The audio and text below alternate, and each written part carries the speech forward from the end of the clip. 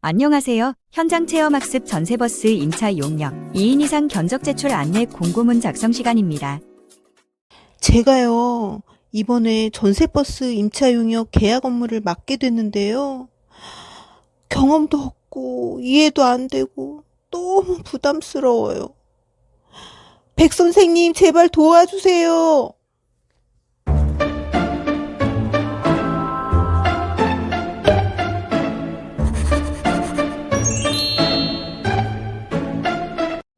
별별 초등학교 현장 체험학습 전세버스 구출 대작전 고고고! 이번 시간의 학습 목표입니다. 이번 시간에는 계약의 방법을 경쟁 형태별로 구분해 본 후 공고문 작성 시 가장 헷갈리기 쉬운 항목들을 콕콕 집어보겠습니다.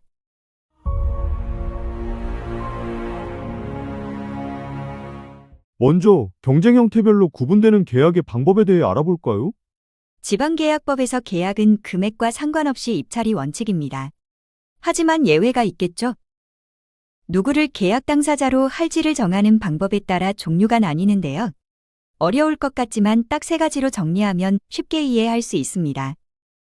1인수의 계약은 한 업체에게만 견적서를 받아서 계약하는 방식입니다. 가격, 품질, 납기 등도 함께 고려해서 가장 경제적인 업체를 선택하는 방식입니다. 다음으로 2인 수인은 2개 이상의 업체로부터 견적을 받아서 경쟁을 통해 계약하는 방식입니다. 투명성과 공정성을 확보하기 위해서 공고와 경쟁이라는 중요한 요소가 포함되죠. 여기 별별 초등학교 현장 체험학습 공고문 개요 내용을 한번 볼까요? 필요한 버스는 30대이고 기초금액은 2,310만 원이네요. 그럼 추정 가격은 과연 얼마일까요? 기초금액에서 부가가치세를 제외하니까 2,100만 원이네요. 추정 가격 2천만 원 초과의 낙찰하한율은 어떻게 될까요? 2인수의 시낙찰하한율은 추정 가격을 기준으로 90%와 88%로 구분됩니다. 그러면 별별 초등학교의 추정 가격 기준 낙찰하한율은 88%에 해당되네요. 마지막 3번째 방식, 계약의 원칙 입찰입니다. 일반 입찰 또는 경쟁 입찰이라고도 하지요. 일반 입찰에서는 누구를 낙찰자로 정하느냐? 미리 정해둔 기준이 있습니다. 적격심사, 제안서 평가 방식 등입니다. 단, 최저가 낙찰제는 폐지되었습니다.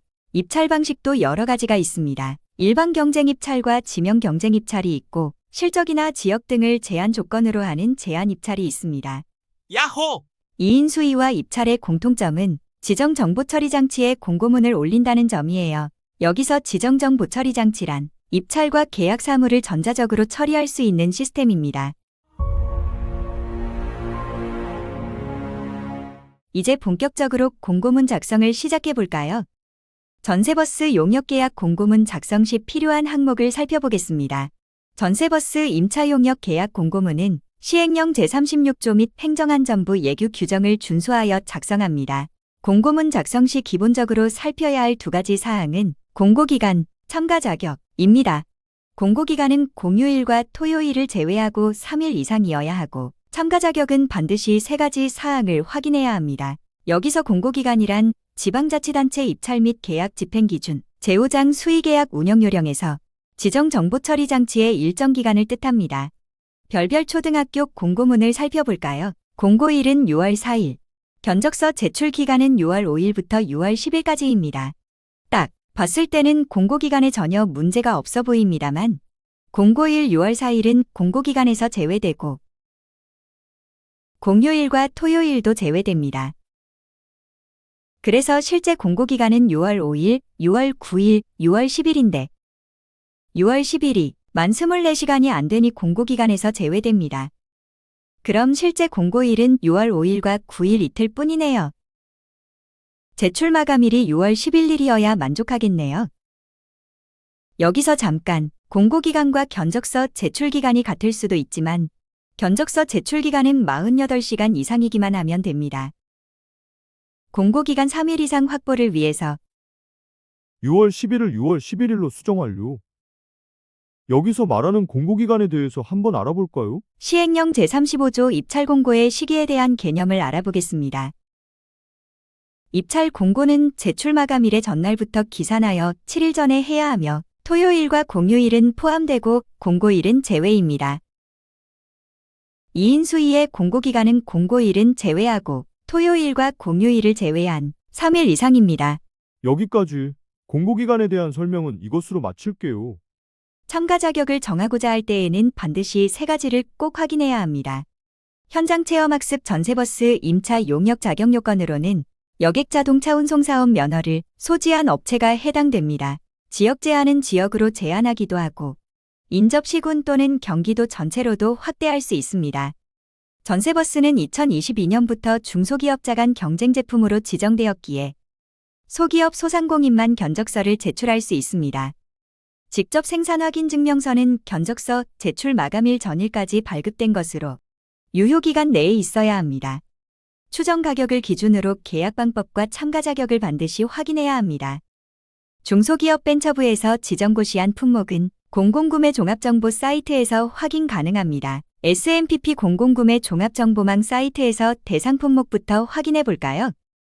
SMPP 로그인 법령정보 28번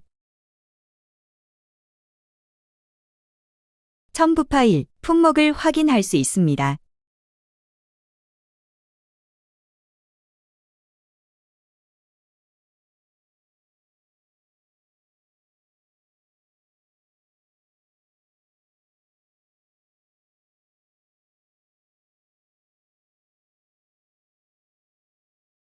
다음으로는 공공기관 주요 서비스에서 중소기업 소상공인 직접 생산 확인서 등을 확인해 볼까요?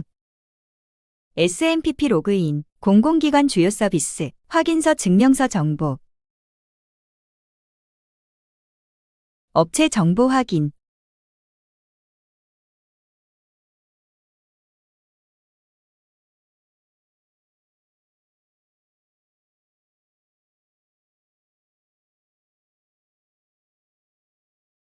별별 초등학교 공고문 잘 작성되었겠지? 지금까지 공고문 작성에 필요한 중요한 항목인 공고기간과 참가 자격 등을 살펴보았습니다. 이제 최근에 유사 공고문을 기준으로 작성한 별별 초등학교의 공고문이 잘 작성되었는지 전체적으로 체크해 볼까요? 공고기간 6월 11일로 수정해야겠네요. 개찰결과 낙찰자가 면세사업자인 경우 부가가치세를 차감한 금액으로 계약한다는 내용이 잘 들어가 있네요. 끝. 용역 내용과 차량 운행 일정이 구체적으로 잘 들어가 있네요. 끝. 추정 가격 2,100만 원의 사업이므로 낙찰 환율 88%로 수정해야겠네요. 견적서 제출 참가 자격. 끝. 견적서 제출 참가 자격. 끝. 견적서 제출 참가 자격. 끝. 입찰이 아닌 2인 이상 견적 제출, 즉 수의계약에 해당하므로 입찰 보증금은 납부받지 않는다는 문구로 수정해야겠네요. 견적서 제출 내용. 끝. 견적의 무효 개찰 내용. 끝. 예정 가격의 90%를 88%로 수정하면 되겠네요. 견적에 관한 서류의 승낙. 끝. 기타 사항 내용. 끝. 공고일. 끝. FAQ 자주 묻는 질문. 공고문 작성 시 궁금한 점이 있다면 FAQ를 통해서 정리하시기 바랍니다. 견적서 제출 참가 자격을 잘못 공고했어요. 중대한 실수에 해당하므로 원래의 공고를 취소하고 새로운 공고를 해야 합니다. 내부 결제 득한 후 나라장터 취소 버튼 꾹 누르면 공고 참여했던 업체에 자동으로 통지됩니다. 법령을 잘못 표기했어요. 경미한 하자에 해당하므로 정정 공고합니다. 공고기간은 남은 일수에 더하기 5일을 해야 합니다. 지역 제한의 인접시군. 의미가 궁금해요. 그 지역과 행정구역상 경계선이 접해 있는 다른 시군을 의미합니다.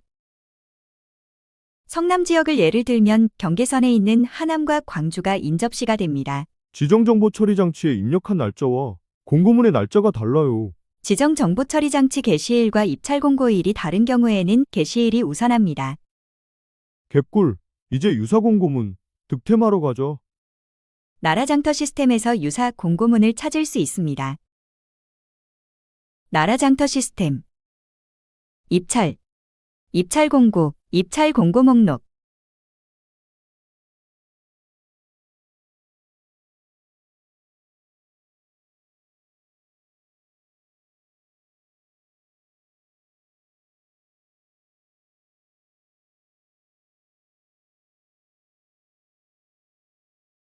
이상으로 전세버스 임차 용역 공고문 작성 시 헷갈리기 쉬운 항목으로 공고기간, 사업 자격 요건, 지역 제한, 중소기업자 간 경쟁 제품, 개꿀 유사 공고문 득템까지 설명을 마치겠습니다. 별별 초등학교 현장 체험학습 전세버스 구출 대작전 성공. 이상으로 현장 체험학습 전세버스 임차 용역 2인 이상 견적 제출, 안내 공고문 작성편이었습니다. 지금까지 교행백과 이규상이었습니다. 감사합니다.